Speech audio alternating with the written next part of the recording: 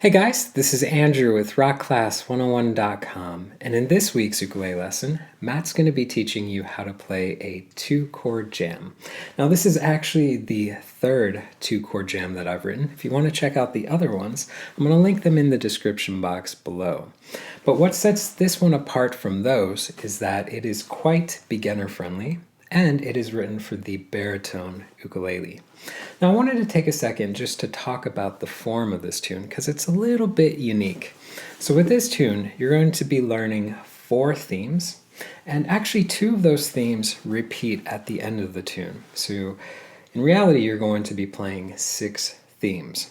But each theme is going to be 4 bars in length, and if we take a look at this tab right here, we can see that the first and the second bar has you playing the first chord, while the third and the fourth bar has you playing the second chord. Take note too of the repeat signs. That means that each theme is going to get repeated. So you're going to be playing theme 1, 1, 2, 2, 3, 3, 4, 4, 5, 5, 6, 6.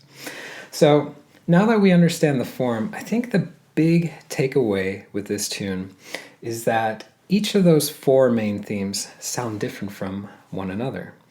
Some of them are very sparse, some of them have a lot of melodic movement going. Some of them are entirely fingerpicked, some of them have a hybrid where you're fingerpicking and strumming, some of them have really simple technique as far as what your left hand is doing, others jazz it up with pull-offs or slide technique. So I think with this tune, the variety that each theme offers makes it fun to learn, and I think if you are at that beginner level, it's going to be a really good challenge for you. Now with that said, let's take a step back. Let's talk about this lesson, because in this video, Matt's going to be teaching you how to play the entire tune. But if you want to get the tabs to print off and follow along with, that's going to be available at this link right here. Or you can go to the site, rockclass101.com, do a search for two-chord jam number 3. So remember, this is the 3rd one in the series. And also on that page will be the really cool interactive on-screen tab viewer. Now this is a great feature where you can hit play, you can watch the tabs scroll across in real time, you can highlight bars to loop sections, slow it down to any speed you wish, just a great asset in learning this tune that much easier. So without further ado, I'm going to hand it off to Matt to teach you how to play this. Don't forget to grab the baritone ukulele, and I'll catch you at the end of the video. Hello, in today's lesson we're going to learn a super chill fun thing to play on baritone ukulele. It features only 2 chords. This was a lot of fun to work on. I really think Andrew knocked it out of the park writing this. I've really enjoyed playing it on my baritone. Let's go and dive in with theme 1. I'm going to bring the camera down. Now, to play this, I like to use 3-finger style. And what that means is that my middle finger is here on the first string, my index finger is here on the second string, and my thumb is actually going to alternate between the third and the fourth strings. So I'm going to use this technique for all the picking. There's some strumming in there too, which I just use the index finger for, but most of it is going to be featuring this fingerstyle technique. Now to start, we're going to be playing a D chord. And what I like to do with this is I actually like to just fret my 0, 2, 3, 2 to start. Now we're not going to play this 2 on the first string, but by fretting the full chord, it'll help us scale for what we need to do coming up. We're going to start by plucking that fourth string open, and then we're going to pluck the third and second strings on that 2 and the 3. And here's what's cool. That's it. That's the whole first 2 measures of the tune. It's just the fourth string with the thumb and the third and second strings with the thumb and index on the second and third frets, respectively. And in time, that's going to sound something like this. 2 and 3 and 4 and...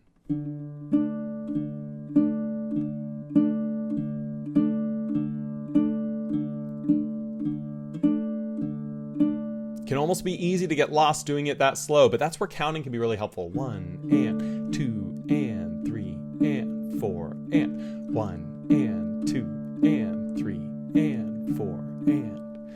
As we go on to the next 2 measures here, well, we're going to be going to this 2-0-1-0 chord. And when we're playing this, we're going to be playing our middle finger here on the second fret of the fourth string and our index finger here on the first fret of the second string.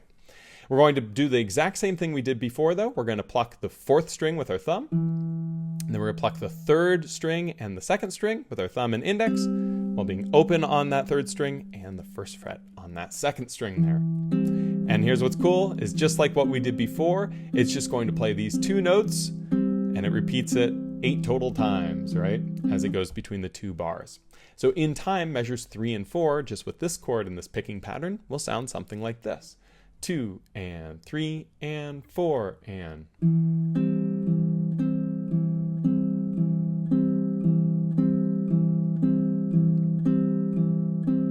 And from here we actually repeat and we just go back and we go back and forth between them to really start to create that vibe. You can play it a little slower than I am here. You can play it a little faster too. It's totally up to you, but in time, these 4 bars with the repeat should sound something like this. 2 and 3 and 4 and.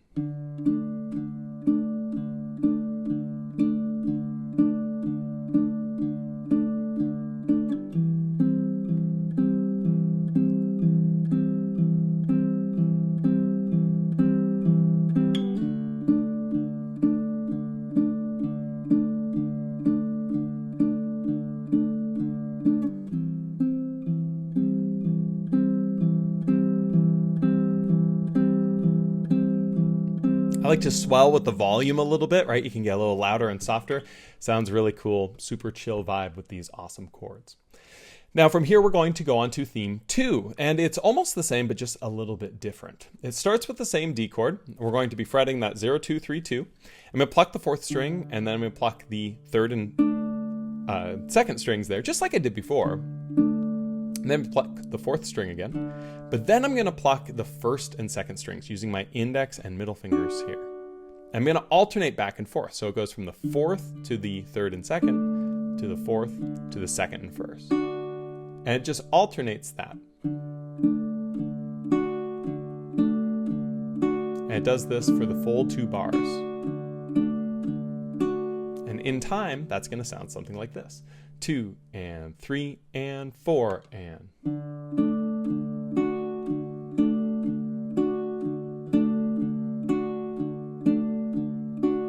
As we go into the 7th and 8th bars now, we're going to go back to that other chord that we're playing, this A minor 7, and we're going to pluck the second fret on the 4th string, followed by the open on the 3rd string and the 1 on the 2nd string. Pluck the 4th string again, and then this time we're going to add the 3rd fret on the 1st string. Now there's 2 different ways you can do that. One, you can stretch out that ring finger, but if that's too much for you, it's totally fine to use the pinky. Nothing wrong with that. You'll see me kind of using both, depending on what I'm more comfortable with in the moment. This is a good stretch to work towards, but there's nothing wrong with using that pinky. And it's the same picking pattern that we actually used on 5 and 6. It's going to do the same exact thing now as we play it, only now it's on the A minor 7 instead of the D. And that's going to sound something like this in time. Measures 7 and 8. 2 and 3 and 4 and.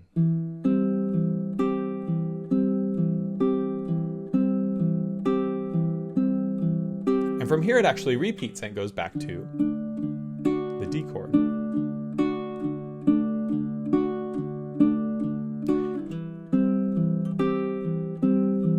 But there is a second ending. So as you come through measure 7, instead of going on to measure 8, you're going to go to measure 9. And it's going to start the same. You're going to pluck the 4th string, the 3rd and 2nd strings together, 4th string again, 2nd and 1st strings together. But then we're going to do a down strum. Just take your index finger, go across all 4 strings with our ring finger here on the 2nd fret of the 1st string. Really cool, kind of dissonant sound. And then we're going to pluck open on the 1st string before playing 3 on the 2nd string. And I like to use this ring finger here on the 3. I know that's a bit of a stretch, but we're going to go to some D chord stuff after this. So having that ring finger as your pivot point makes it a lot easier. So measure 9 in time ends up looking and sounding something like this. Take it a little bit slower. 2 and 3 and 4 and.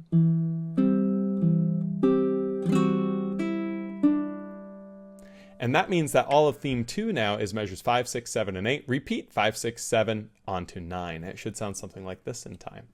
2 and 3 and 4 and.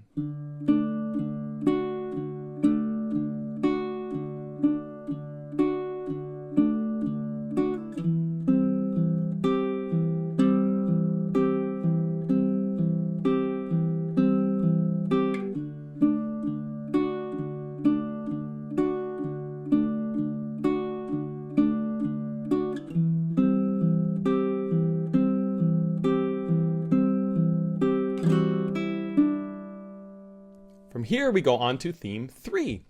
And theme 3 is going to start off the same, but changes right here. We're going to play open on the 1st string. So we pluck the 4th string, then we're holding that D chord, but this time without the middle finger here, right? So it creates a D sus2. And we're going to pluck the 2nd and 3rd strings, and then we're going to pluck the 4th, then we're pluck the 1st and 2nd strings with the open. Now here's a little trick. This is a little bit tricky to play if you haven't done it before. So the trick is when you pluck those two, bring your hand up like you're strumming. And the reason is because the next thing we do is a down strum on the D chord. So we kind of bring our hand up like we're doing a strum, and now we're ready to go with a down strum. And then we're going to come up with the 3 on that 1st string with our pinky, back down with the pinky coming off, so it's 2, and then up again, taking the middle finger off, so it's open. And so that little measure 10, and when you go into 11, it's exactly the same. So in time, 10 and 11 look and sound something like this. 2 and 3 and 4 and.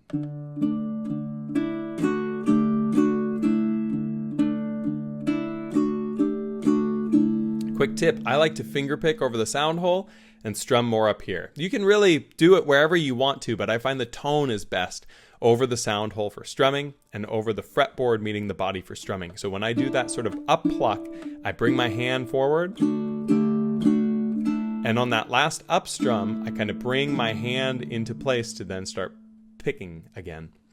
And so we're going to do the same type of thing here on measures 12 and 13. We switch to our other chord, the 2, 0, 1, 0. I'm going to pluck the 4th string, and then the 2nd and 3rd, 4th, and then the 3rd fret here on the 1st string added, just like we did before. Pluck the 1st and 2nd strings with those index and middle fingers. And remember, kind of bring the hand forward and up, because then we're going to go down, and then up on the 2 on the 1st string, so that pinky comes off for the ring finger to be there, and then open on that 1st string with the down strum. And it just repeats that.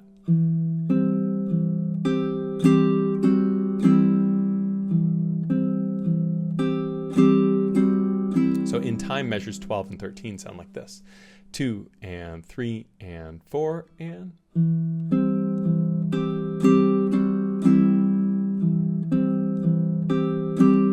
And from here it repeats.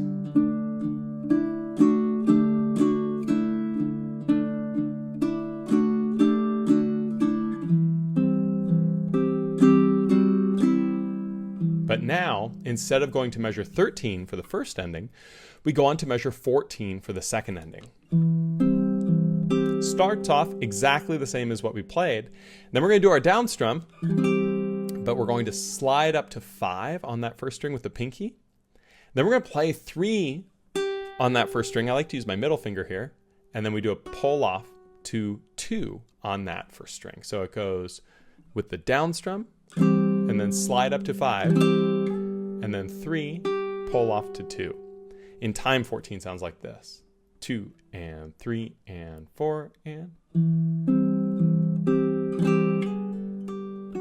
It can be tricky with that slide, especially at a slow speed. When you hear me do it right there, hear it sound a little flubby, right? When you're playing this slow, it can be difficult to get that slide comfortable. So you might find that speeding it up a bit can make it a little bit easier. Just work it out. If the slide ends up being too hard, it's totally fine to just try to pluck that 5, go back down to the 3 and pluck the 2. Those embellishment techniques of the slide and pull off are optional to be layered in as you get comfortable. So whatever you need to do to get comfortable is what you should. And that means theme 3 is finished, and it should sound something like this. Measures 10 through 14 with that repeat. 2 and 3 and 4 and...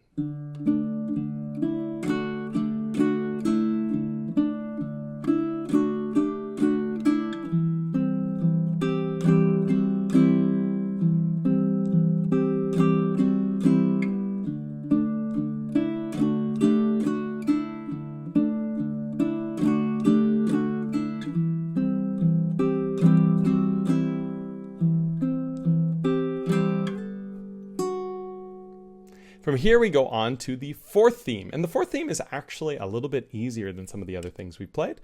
It's going to start with the same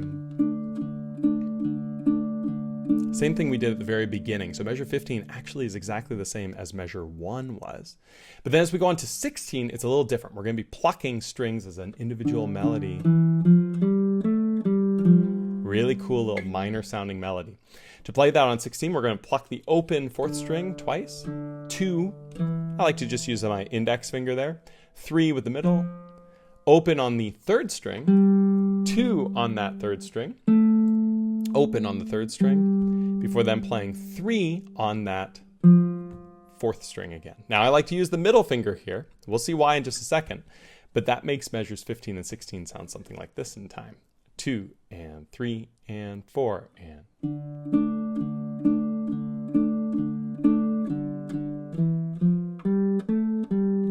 And the reason I like to use that middle finger there is because when we go on to 17 and 18, it has that middle finger just kind of slide down to that 2nd fret of the 4th string. And then we do the same thing that we did on measures 3 and 4 for measure 17. But then when we go on to measure 18, it's a little bit different. We're going to play that 2nd fret of the 4th string. And then we're going to play the open on the 3rd string 4 times. Then we're going to play 3 on the 4th string, and then 2 on the 4th string. And you can use your middle and index fingers there if you want. It doesn't matter too much with this. We are going to be going back to the D chord, so having that index finger ready to go for the jump can be helpful, but whatever's comfortable for you. And that makes it so that measure 17 and 18 should sound something like this. 2 and 3 and 4 and...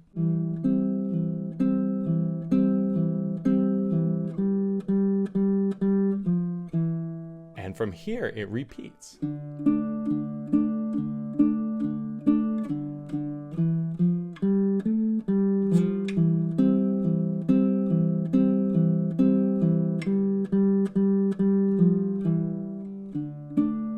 Really nice sound. And so that is going to be theme 4 in its entirety. Sounds really great. I'm going to go ahead and play it in time though, so that you can hear it with that repeat. Should sound something like this. 2 and 3 and 4 and...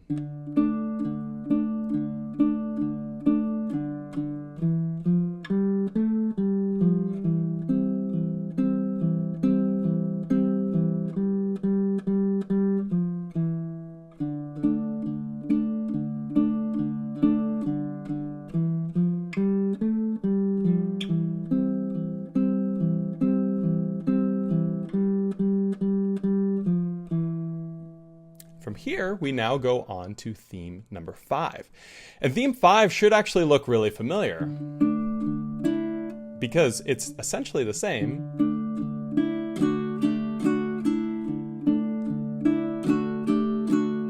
as what we played on theme number 3. At least it is for the D chord. You can see we use that same exact thing.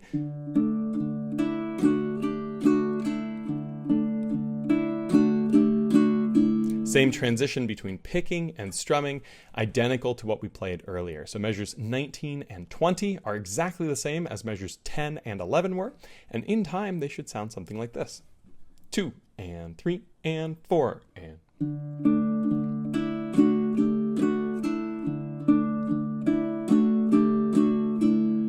As we go on now to measures 21 and 22, you'll see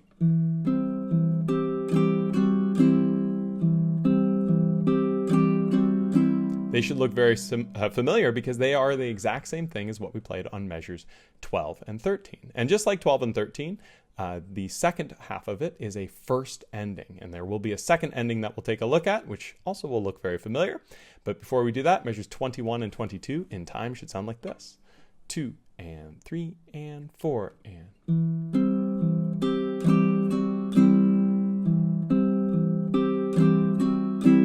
And from this point, it repeats, goes back to measure 19.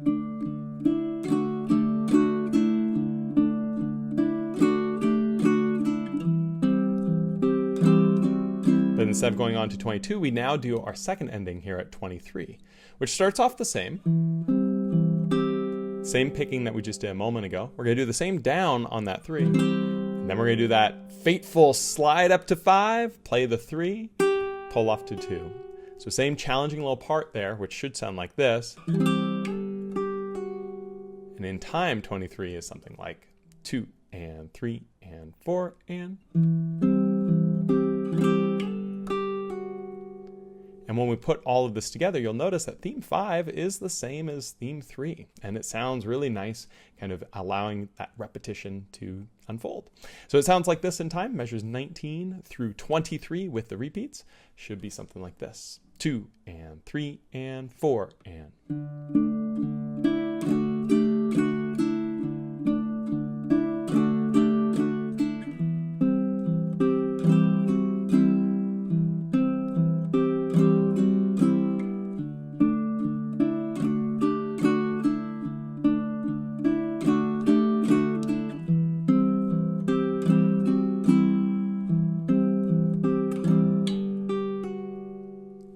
From here, we go on to theme 6, and guess what? Theme 6, exactly the same as theme 1. No difference whatsoever. Measures 24 and 25 are exactly the same as 1 and 2. Sound like this in time. 2 and 3 and 4 and...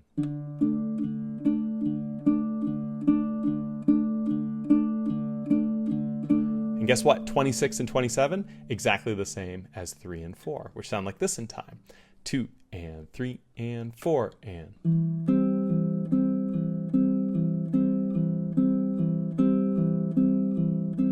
Really beautiful sound.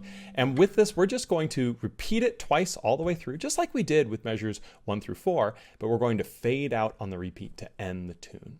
So that means measures 24 through 27 with the repeat to fade out and end it should sound something like this. 2 and 3 and 4 and...